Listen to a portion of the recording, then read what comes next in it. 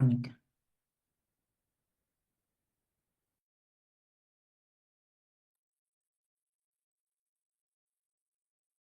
Bueno, algunos puntos claves para recordar. La enfermedad renal crónica o nefropatía crónica se define como la presencia de daño renal o una tasa de filtrado glomerular menos de 60, miren ahí el punto de corte, menos de 60, y al menos 3 meses de duración para que sea crónico el paciente. ¿Cuál es la causa más frecuente de nefropatía crónica? Diabetes, hipertensión, vasculitis, poliquistosis. ¿Cuál es la causa más frecuente? Diabetes, doctor. Diabetes. Diabetes. Nadie puede fallar Diabetes. esa pregunta. Nadie la puede fallar. Se clasifica en 5 estadios. El paciente tiene fatiga. Miren acá, en lesión renal aguda no había fatiga. Aquí el paciente ya tiene fatiga porque es crónica, más de 3 meses. Tiene edema por lo mismo, porque retiene líquido. Y si retiene líquido, tiene hipertensión. Como es crónico, el enfermo renal tiene anemia. Y sobre todo, el boom, lo bonito de enfermedad renal crónica es la alteración metabólica ósea mineral, la osteodistrofia renal y las complicaciones cardiovasculares. ¿Por qué mueren los pacientes en enfermedad renal crónica? Por complicaciones cardiovasculares. Entonces, vemos, ¿no? ¿Qué tiene el paciente? Le pedimos. Entonces, debemos controlar la presión arterial, manejar la proteinuria, cómo evitar la progresión con IECAS o ARAS. Eso evita la progresión rápida. Si el paciente tiene anemia, se controla la glucosa, perdón, si tiene diabetes. Y si tiene anemia, se trata primero con hierro o pides una cinética de hierro para ver que si no le falta hierro y recién se administran eritropoyetina. También se eh, da calcio, vitamina D, quelantes de fosfato para prevenir la osteodistrofia renal. Controlamos cómo está el nivel de potasio, cómo está la parte cardiovascular, la dieta. Debo de restringir potasio. Preparación para diálisis, sobre todo en pacientes en estadio 4 y 5, y educación al paciente. Entonces, ¿qué es la enfermedad renal crónica? Es un proceso fisiopatológico que acompaña las anomalías en la función renal. En la función renal y en el deterioro progresivo de la tasa de filtrado glomerular. Entonces, esta se relaciona básicamente con la tasa de filtrado glomerular y la albuminuria, es decir, el riñón comienza a excretar ya proteínas, esto por más de 3 meses. Entonces, ¿qué es la enfermedad renal crónica? Son las anormalidades en la estructura, en la función por más de 3 meses y que tiene implicaciones en la salud. Ahora, pregunta para ustedes. Ya sabemos qué es tasa de filtrado glomerular menos de 60 y por más de 3 meses. Vamos a la fisiopatología. Pueden contestar en el chat, por favor. 30 segundos.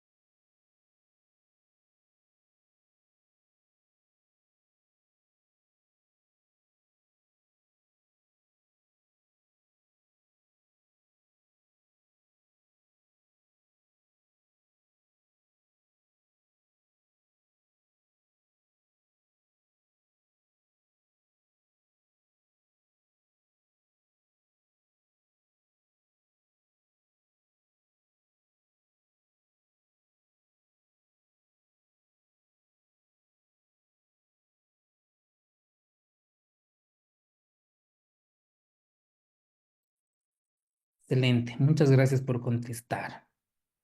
Dentro de la fisiopatología vamos a tener causas primarias y causas secundarias. Entonces, a un principio, lo que existe es una hiperfiltración.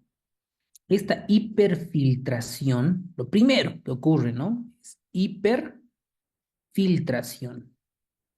Esta hiperfiltración hace que dentro del glomérulo, en la parte intersticial, exista esclerosis, es decir, cicatrización. De causas primarias puede ser que los inmunocomplejos, antígenos y anticuerpos, estos inmunocomplejos se depositen en el glomérulo y cause una inflamación. Puede ser contacto de toxinas al túbulo al intersticio. Esto es anormalidad primaria, causas primarias. Las causas secundarias van a ser respuestas a la reducción de las nefronas, ¿no? Secundaria, por ejemplo, a patologías sistémicas. Y esto lo que va a ocasionar es una hipertrofia e hiperfiltración, como ustedes ven en la imagen. Y esta hiperfiltración, hipertrofia van a generar una esclerosis y una arteriola hipertrófica por la hiperfiltración. Entonces aquí existe lo contrario de lo que habíamos visto, ¿no? Hay una hiperfiltración, aumento de la presión intraglomerular, como un globo que estamos inflando, inflando, inflando y sabemos que cualquier momento va a reventar. Entonces, ¿qué tenemos que hacer el tratamiento? Disminuir la hiperfiltración, disminuir. ¿Cómo vamos a disminuir? Con la arteriola aferente vasodilatar, vasodilatar. ¿Cómo vamos a dilatar? Normalmente en la arteriola eferente, ¿quién hace vasoconstricción? ¿Qué hormona? La angiotensina La 2. angiotensina 2. Exacto. ¿Y cómo creen que vamos a eliminar la función de la angiotensina 2? ¿Con qué grupo de medicamentos? Yecas, doctor. Eso, muy bien. Entonces, el tratamiento para evitar la hiperfiltración, ¿qué vamos a dar? Yecas y aras. ¿Ok? Entonces, hiperfiltración, esto empeora la esclerosis, empeora, se vuelve una arteriola hipertrófica, es como un globo inflando, inflando, inflando. Entonces, vamos a vasodilatar a la arteriola eferente.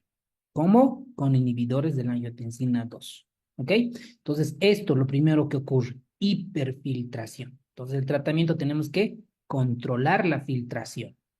Y aquí tenemos un esquema, como es un riñón, una nefrona normal. Miren, aquí está el endotelio, los podocitos, miren, sus prolongaciones primarias, secundarias, todo, ¿no? Todo lo que es la ciencia en cuanto a esto.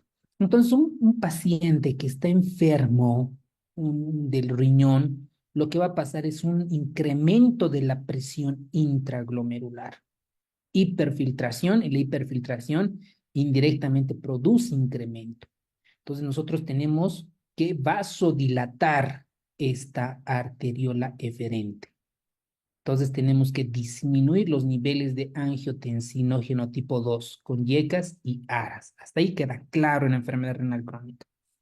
Entonces, los pacientes en la fisiopatología hay una mayor, hay una actividad sobreestimulada del sistema renina-angiotensina-aldosterona. Entonces nosotros tenemos que bajar esta actividad. La causa primaria son los depósitos por complejos inmunitarios. Puede ser, claro, por ejemplo, las vasculitis, la hipertrofia y la hiperfiltración en las nefronas. Eso existe, ¿no? A un principio.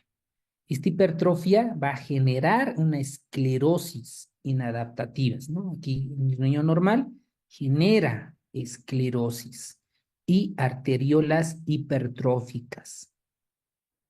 Y a menor masa de una lesión aislada puede causar un deterioro progresivo de la función renal, ¿no? Porque los riñones pequeños obviamente acelera el, el empeoramiento de la función renal. ¿Quiénes están en riesgo? Enfermedades crónicas no renales, por ejemplo, la diabetes, síndrome metabólico y otras. Edad, sexo, el nacimiento prematuro, y otras son factores de riesgo. La insuficiencia renal aguda previa, la preeclampsia, infección viral por VIH, SARS-CoV-2, estilo de vida, estos son factores de riesgo para un paciente que pueda llegar a enfermedad renal crónica. Incluso el libro de Harrison nos habla de los locus de riesgo monogénico de nefropatía crónica. ¿Cuál van a recordar acá? La más preguntada en los exámenes, la poliquistosis renal. Y dentro de la poliquistosis renal, las ADP-K D1 y D2. Estos son potencialmente preguntas. No en Bolivia, pero sí en algunos países los he visto en algunos exámenes. Entonces, para esto vamos a estadificar qué grado tiene. Y para estadificar necesitamos la creatinina, ¿no es cierto? Y la creatinina nos va a ayudar a ver cuánto está la tasa de filtrado glomerular. Y para esto se hace por MDRDR, por MDR, ¿no? Que es M, modification, D de dieta, renal, la enfermedad, MDR. Por esto sacamos. Y también para enfermedad renal crónica, la tasa de filtrado también se la puede sacar por seca de EPI. Estas MDR y el seca de EPI pueden utilizar una aplicación. La que yo utilizo, por ejemplo, es el MD Calc, ¿no? Nos saca. Por ejemplo, en resección renal aguda, algo que me olvidaba es que no se puede calcular la tasa de filtrado por Crofts-Gault, porque utiliza peso y por la sobrecarga hídrica nos puede dar falsos positivos. Entonces es mejor calcular por seca de EPI, ¿ok? Para ver la tasa de filtrado glomerular y ver la clasificación. Esta la vamos a borrar para explicar la estadificación. Entonces, para la estadificación manejamos dos cosas. La albuminuria, ¿ok? La albuminuria y la tasa de filtrado glomerular. En base a estas dos variables, nosotros decimos el paciente en qué estadio está. Por ejemplo, tenemos una tasa de filtrado glomerular que pudiera estar en una disminución leve a moderada, por ejemplo, de un 45 a 59. ¿Cómo sacamos esta tasa de filtrado glomerular? Con seca de EPI. Esto, seca de EPI. Podemos hacer un ejemplo, ¿no? Descartar seca de EPI. Nos buscamos una calculadora, una aplicación para ustedes. Vamos a poner acá calculadora de seca. En un ratito no veo bien lo que tengo mal. Aquí está. Calculadora de la función renal de la Sociedad Española de Nefrología. Entonces podemos calcular por MDR y seca de EPI. Aquí vamos a ver, aceptar. A ver, ¿qué se salió?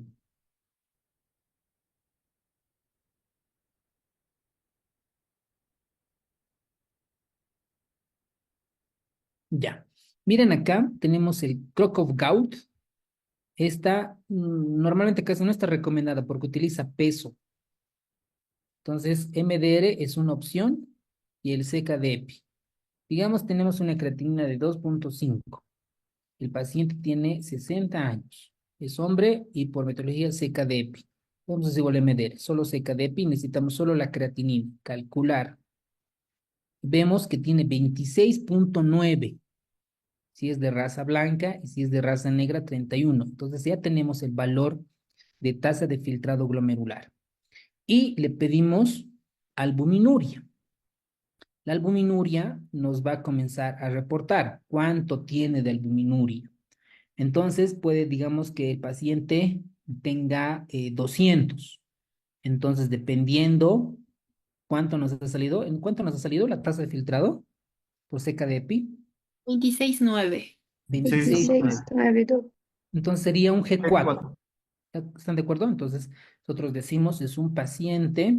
Ay, maldita sea, ¿por qué se? A ver. Entonces, es un paciente de no sé, me acuerdo cuántos años, tiene enfermedad renal crónica y tiene grupo G4, ¿no? Por la tasa de filtrado glomerular que hemos sacado por seca de EPI. Y nos reporta la albuminuria en 200 miligramos. Entonces, decimos tiene un A2. Un A2, ¿no? Que está mal. Un A2. Entonces, ya hemos estratificado. ¿Para qué nos sirve esto? Esto es un riesgo leve un riesgo moderado y esto es un paciente de riesgo alto. Entonces, este paciente de riesgo alto voy a manejarlo de diferente manera a un paciente de riesgo leve. Para eso nos ayuda a estadificar. Entonces, aquí tenemos la fórmula. No, hasta ahora no han preguntado y tampoco creo que un nefrólogo hiperespecializado se sepa toda la fórmula, a no ser que se dedique a investigación. ¿Cuál es la fórmula del MDR4? Mire, 1.6 por creatinina a la menos 154 por edad, a la menos 0, no, ¿no? Alguna vez los residentes de nefro preguntan a sus rotantes, ¿no? La fórmula del MDR. Lo mismo pasa con CKDP, que es una fórmula más compleja, miren, mucho más compleja. De aquí, ¿no? Las variables para ver los CKDPs. Muy bien, entonces sabemos que dentro de la etiología, el 6% de la población ya está en etapa 1 y el 4,1.5 en etapa 3 y 4. ¿Cuáles son las causas más frecuentes? La glomerulonopatía diabética, DM2, nadie puede fallar. Luego están otras, las glomerulonefritis, hipertensión, enfermedad poliquística y otras nefropatías tubulointersticiales. Entonces, como el riñón no elimina las sustancias tóxicas, se acumula en los cuerpos nitrogenados. Entonces, esto se denomina el síndrome urémico. Un paciente con síndrome urémico es un paciente con una tez como una de esas pizarras o arenas cafés, ¿no? Una acumulación de ciertos citocromos. Entonces, esto hace que los pacientes tengan tendencia a la retención de líquidos, alteraciones electrolíticas y alteraciones en la parte de las hormonas. Ahora vemos a las manifestaciones clínicas. Un paciente que no puede eliminar líquido, entonces tiene sobrecarga, entonces tiene tendencia a la hipertensión arterial. Entonces hay una pregunta, ¿con cuánto es el punto de corte normal, lo recomendado de presión arterial en pacientes con enfermedad renal crónica? Ahí las dejo. 130/80. 130/80. Excelente, ese es el punto de corte. Si el paciente está a 140, 90, 150, 100, voy a utilizar preferentemente diuréticos. Si el paciente todavía tiene diuresis. Entonces, primero, sabemos cómo el riñón está enfermo, tiene tendencia a acumular potasio. Entonces vamos a dar secuestradores de potasio, fármacos y dietas baja en potasio. ¿Qué tipo de frutas le podemos prohibir a los pacientes? ¿Qué tipo de frutas? Plátano, Potasio. Plátano, bananas. Exacto. El plátano. tomate. Cítricos, ¿les parece? Naranja, mandarina, toronja. También. Sí, sí, sí, Ah, doctor. excelente, ¿no? Esos pacientes hay que evitarlos, ¿no? Y la acidosis metabólica. Ahí va otra pregunta, ¿no? ¿Cuánto de pH le voy a dar bicarbonato? ¿Con cuánto de pH? Menos de 7.2. 7.2, Menos de doctor. 7.2, doctor. Excelente, muy bien, bien. Y viene lo más bonito, ¿no? Esto de agudo ya lo estamos dominando. Y viene lo más bonito en crónico, que es la alteración del metabolismo del calcio y el fósforo. ¿Qué es lo que existe? Una hipocalcemia y una hiperfosfatemia. ¿Ok? Con P vamos a poner acá. Hiperfosfatemia es lo que existe. Entonces, como hay menos calcio, más fósforo, se repercute en el esqueleto, en el lecho vascular, los vasos sanguíneos son más rígidos y existe osificación en partes blandas, donde no debería haber osificación, ahí existe, en el músculo, por ejemplo. A eso se denomina calcifilaxia. ¿Qué es? Calcifilaxia, donde hay osificación extraósea. Ahora, aquí vamos a terminar tres curvas o tres modelos. Primero, hay un hiperparatiroidismo secundario. ¿Por qué? Porque como el riñón se encarga de activar a la vitamina D3 y la vitamina D3 es la que forma receptores, las puertas de ingreso para el calcio en el sistema digestivo y en el riñón, el paciente no tiene, hay una hipovitaminosis D, por ende hay hipocalcemia. y el cuerpo dice, necesito calcio. Entonces las hormonas, las glándulas paratiroideas sintetizan mayor PTH, hay un hiperparatiroidismo secundario. ¿Secundario a qué? Porque no hay calcio, no hay vitamina D. Este PTH ya aumenta tanto que genera enfermedad. ¿Qué va a generar? Los mayores valores de PTH generan osteitis fibrosa quística. ¿Ok? Osteitis fibrosa quística. Y en el libro van a encontrar un dibujo que está el tumor pardo. El tumor pardo. Ahora, en algunos ciclos puede haber formas activas de vitamina D, ¿no? La disminución de la disminución de la vitamina D que produce osteomalacia. Y cuando existe menor recambio óseo con PTH bajas o normales, esto es osteopatía adinámica. Entonces tienen tres cosas ahí. Valores altos de PTH, forma osteotis fibrosa quística, disminuye la vitamina D, osteomalacia, y menor recambio óseo con PTH bajas o normales, osteopatía dinámica. ¿Qué vamos a hacer? Como no hay vitamina D, vamos a administrar vitamina D, calcitriol. Como no hay calcio, vamos a administrar carbonato de calcio y acetato de calcio.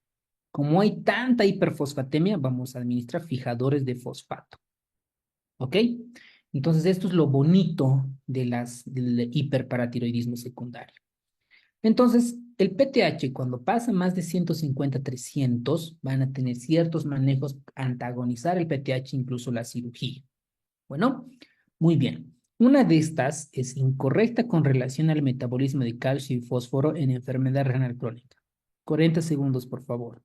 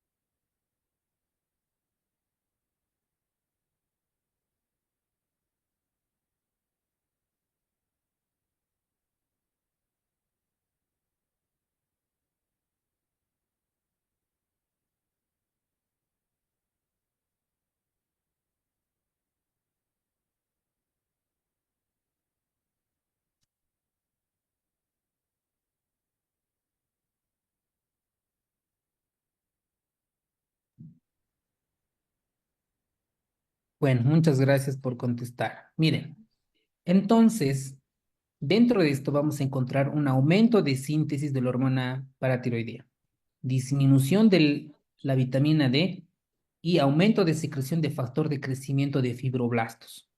¿Qué va a pasar con esto? Va a generar un hiperparatiroidismo secundario. Y este paratiroidismo secundario reduce la excreción de calcio, aumenta la reabsorción de calcio por el intestino, aumenta la excreción de fósforo y activa la reabsorción ósea. Entonces, el punto es que quiere calcio. ¿De dónde va a sacar calcio? Del tejido óseo. Entonces, el tejido óseo se va destruyendo. Entonces, esta PTH estimula a los osteoclastos a la reabsorción, para que necesita calcio. y cualquiera de ustedes va a volver a repetir esta parte. Estimula la hidroxilación de la 25-hidroxivitamina D. Estimula la reabsorción de calcio e induce la excreción renal de fósforo. Además, estas induce la fosfaturia y reduce la concentración de las hidroxilasas. Y por lo tanto, van a hacer que el hecho de que se trate de retener calcio y eliminar fosfato, el riñón disminuye la conversión del 25 de hidroxivitamina D a 1.25. Por lo tanto, hay disminución de la forma activa de la vitamina D. Por lo tanto, ya no hay calcio.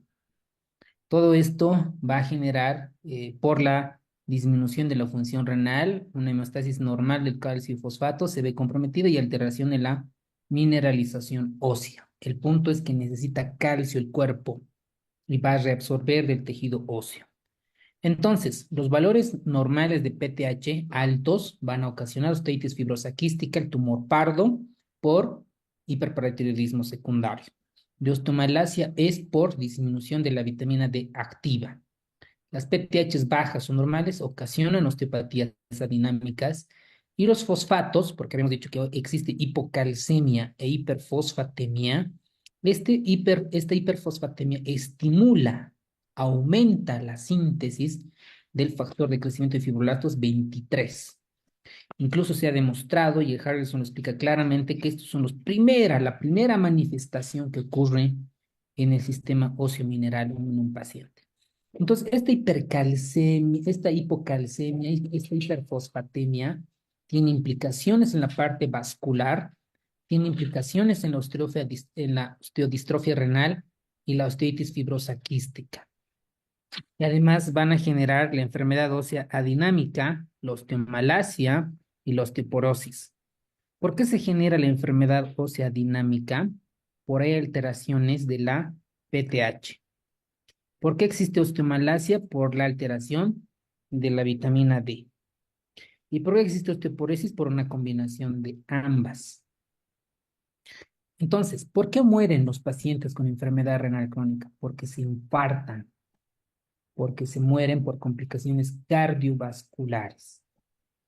Entonces, tenemos acá un sistema de datos renales de los Estados Unidos y miren cómo los pacientes, los que no tienen y los que tienen enfermedad renal crónica, mueren más de complicaciones cardiovasculares. Ahora, también esta parte cardiovascular ocasiona enfermedad vascular isquémica, hipertensión, hipertrofia ventricular izquierda, insuficiencia cardíaca y enfermedad pericárdica.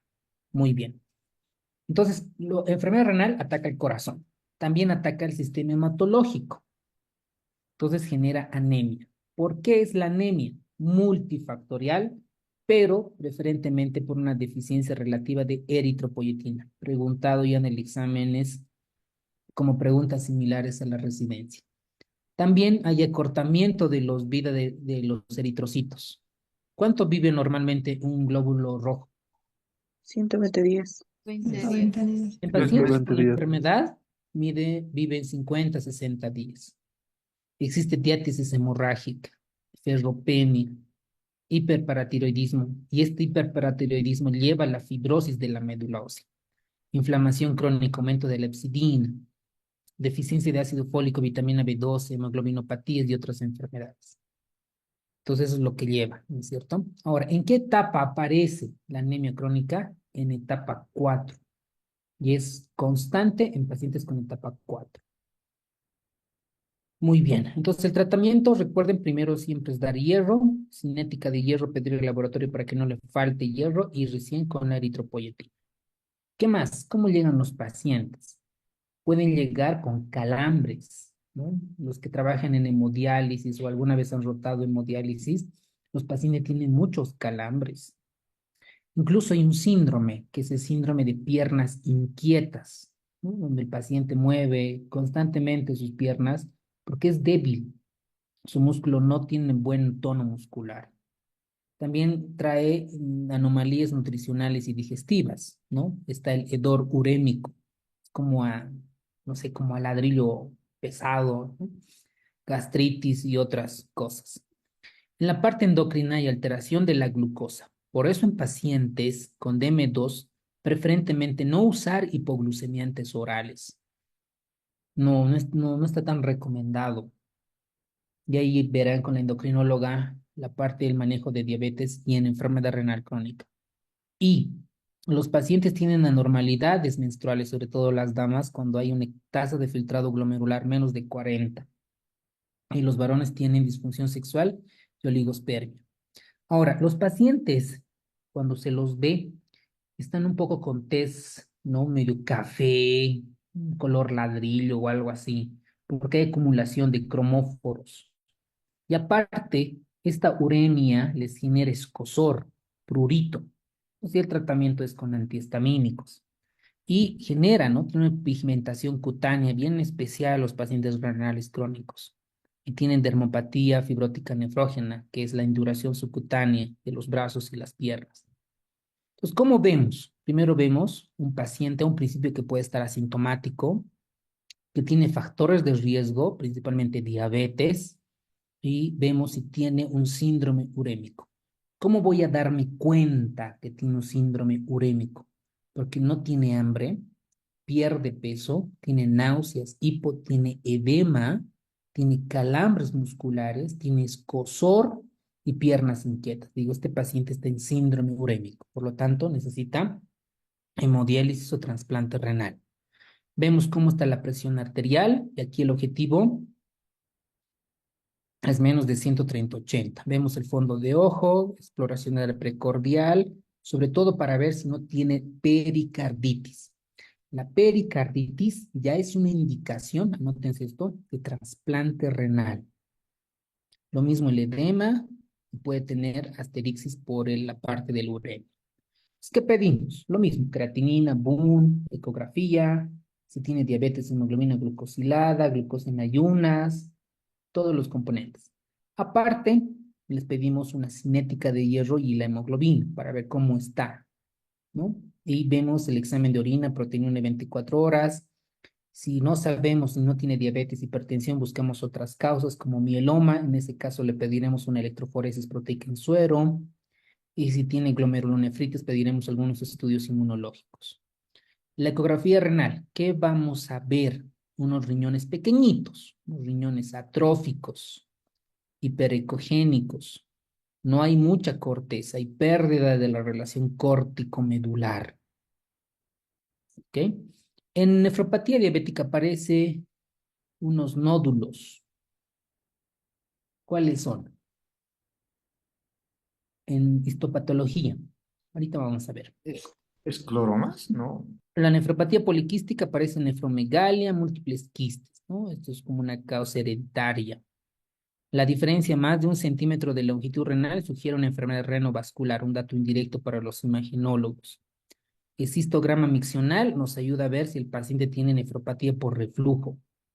En la biopsia renal, como ya está crónico y ya tiene fibrosis, solo cicatriz, entonces no necesariamente está indicado la biopsia.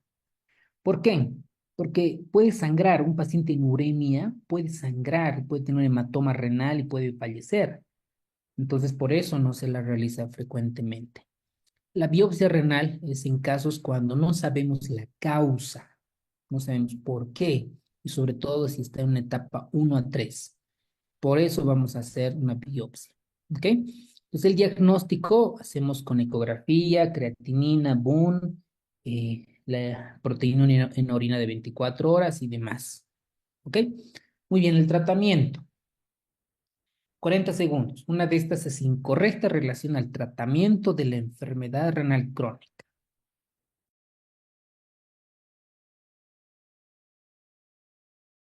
Inciso B.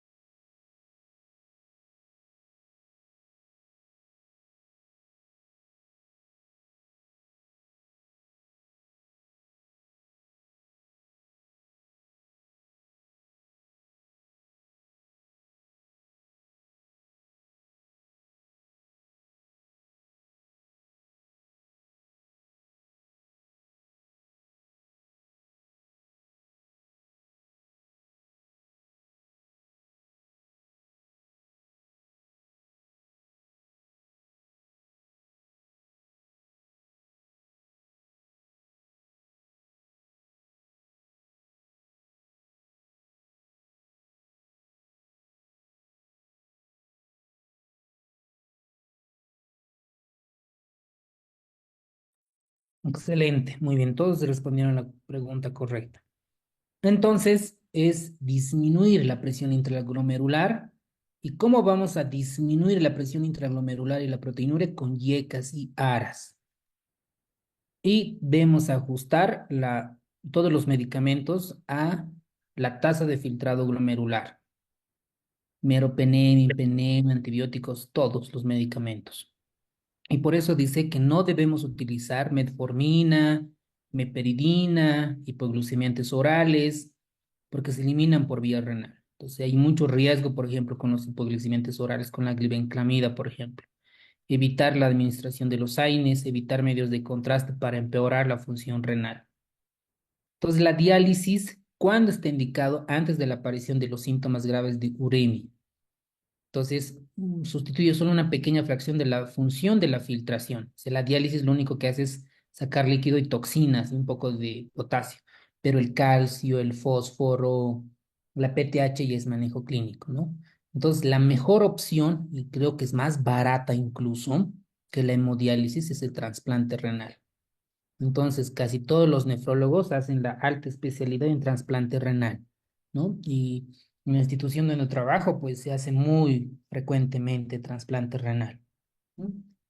Muy frecuente. Entonces, los pacientes van bien, usan muchos inmunosupresores y otros. Entonces, la diálisis, sobre todo, está indicado en pacientes que ya tienen clínica de uremia, ¿no? Principalmente. Y la respuesta es lo que ustedes decían, ¿no? Los IECAS y los AR reducen la presión intraglomerular y la proteinuria. Evitar AINES, enfermedad renal, no usar hipoglucemiantes orales. La pericarditis, la encefalopatía, los calambres de difícil control ya es una indicación para trasplante renal. ¿Y la presión arterial? ¿Cuánto es el objetivo? 130. 180. Está sobre 80. Excelente. Muy bien, doctores, hemos terminado la clase de enfermedad renal crónica. ¿Dónde está mi Zoom?